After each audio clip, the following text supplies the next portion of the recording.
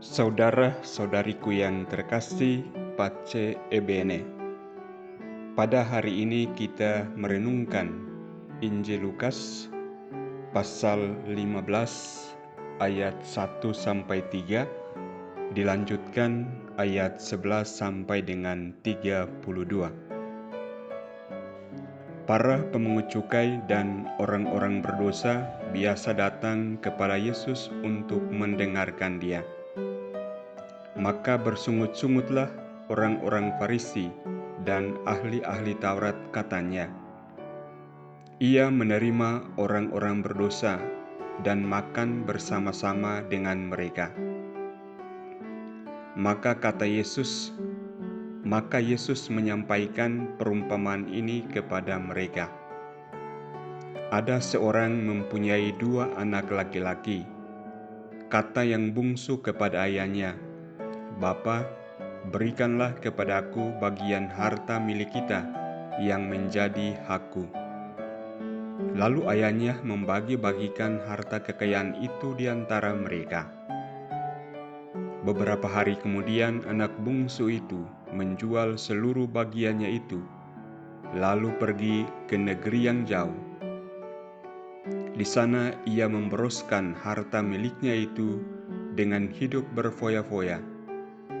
Setelah dihabiskannya harta miliknya, timbullah bencana kelaparan di negeri itu, dan ia pun mulai melarat. Lalu ia pergi dan bekerja pada seorang majikan di negeri itu. Orang itu menyuruhnya ke ladang untuk menjaga babi. Lalu ia ingin mengisi perutnya dengan ampas yang menjadi makanan babi itu, tetapi tidak seorang pun yang memberikannya kepadanya. Lalu ia menyadari keadaannya, katanya, "Betapa banyak orang upahan Bapakku yang berlimpah-limpah makanannya, tetapi aku di sini mati kelaparan. Aku akan bangkit dan pergi kepada Bapakku dan berkata kepadanya, Bapa, aku telah berdosa terhadap surga dan terhadap Bapa. Aku tidak layak lagi disebutkan anak Bapa. Jadikanlah aku sebagai salah seorang upahan Bapa." Maka bangkitlah ia dan pergi kepada bapaknya. Ketika ia masih jauh, ayahnya telah melihat dia. Lalu tergeraklah hatinya oleh belas kasihan. Ayah itu berlari mendapatkan dia, lalu merangkul dan mencium dia. Kata anak itu kepadanya, "Bapa, aku telah berdosa terhadap surga dan terhadap Bapa. Aku tidak layak lagi disebutkan anak Bapa." Tetapi ayah itu berkata kepada hamba-hambanya, "Lekaslah bawa kemari jubah yang terbaik, dan pakaikanlah kepadanya, kenakanlah cincin pada jarinya, dan sepatu pada kakinya. Dan ambillah anak lembu tambun itu, sembelilah dia, dan marilah kita makan dan bersukacita. Sebab anakku ini telah mati dan menjadi hidup kembali, ia telah hilang dan didapat kembali." Maka mulailah mereka bersukaria. Tetapi anaknya yang sulung sedang berada di ladang. Ketika ia pulang dan dekat ke rumah, ia mendengar bunyi seruling dan nyanyian tari-tarian. Lalu ia memanggil salah seorang hamba dan bertanya kepadanya apa arti semuanya itu. Jawab hamba itu, "Adikmu telah kembali, dan ayahmu telah menyembelih anak lembu tambun, karena ia mendapatnya kembali anak itu dengan selamat." Maka marahlah anak sulung itu dan ia tidak mau masuk. Lalu ayahnya keluar dan berbicara dengan dia. Tetapi ia menjawab ayahnya, katanya, "Telah bertahun-tahun aku melayani Bapa, dan belum pernah aku melanggar perintah Bapa. Tetapi kepadaku belum pernah Bapa memberikan seekor anak kambing pun untuk bersukacita dengan sahabat-sahabatku."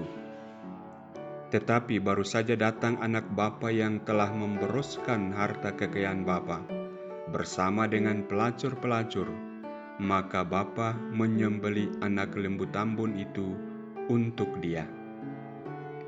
Kata ayahnya kepadanya, "Anakku, engkau selalu bersama-sama dengan aku, dan segala kepunyaanku adalah kepunyaanmu. Kita patut bersukacita dan bergembira, karena adikmu telah mati dan menjadi hidup kembali. Ia telah hilang dan didapat kembali."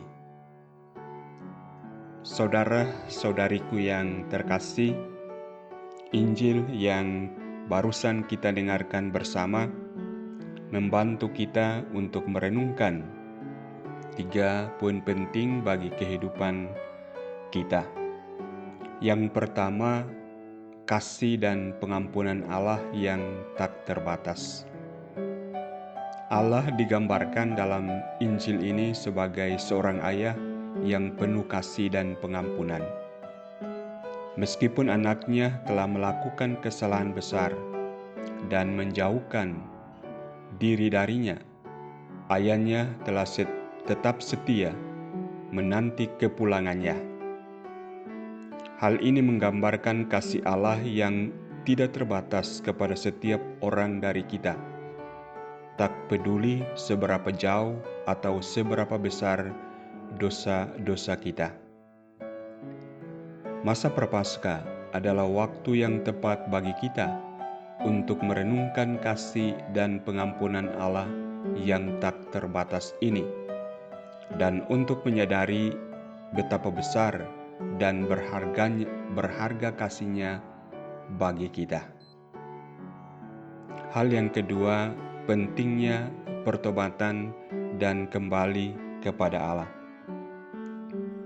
Injil ini menekankan pentingnya pertobatan dan kembali kepada Allah.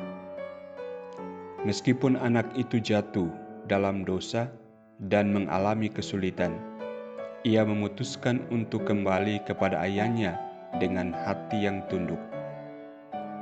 Demikian pula kita sebagai umat-Nya dipanggil untuk bertobat dari dosa-dosa kita dan kembali kepada Allah dengan sungguh-sungguh. Masa Prapaskah adalah waktu bagi kita untuk merenungkan kembali hidup kita, mengakui kesalahan-kesalahan kita, dan dengan rendah hati memohon pengampunannya. Hal yang ketiga, kebahagiaan karena diselamatkan dan mengalami kembali damai. Akhir dari kisah ini adalah pesta yang diadakan oleh ayah untuk menyambut kembali anaknya yang hilang. Hal ini menggambarkan sukacita dan kebahagiaan yang ditemukan dalam keselamatan dan perdamaian yang dianugerahkan oleh Allah kepada mereka yang kembali kepadanya. Masa Prapaskah adalah saat yang tepat bagi kita untuk mengalami kembali kebahagiaan ini melalui kesadaran akan kasih dan pengampunan Allah, dan melalui keputusan kita untuk hidup dalam hubungan yang dekat dengan Allah. Saudara-saudariku yang terkasih, dengan merenungkan kasih dan pengampunan Allah yang tak terbatas, pentingnya pertobatan dan kembali kepada Allah, serta kebahagiaan dalam keselamatan dan perdamaian yang dianugerahkan Allah kepada kita, kita dapat menggunakan masa Prapaskah ini sebagai kesempatan untuk mendalami iman kita, memperdalam hubungan kita dengan Allah, dan merayakan kembali kasih-Nya yang begitu besar kepada kita. Tuhan memberkatimu.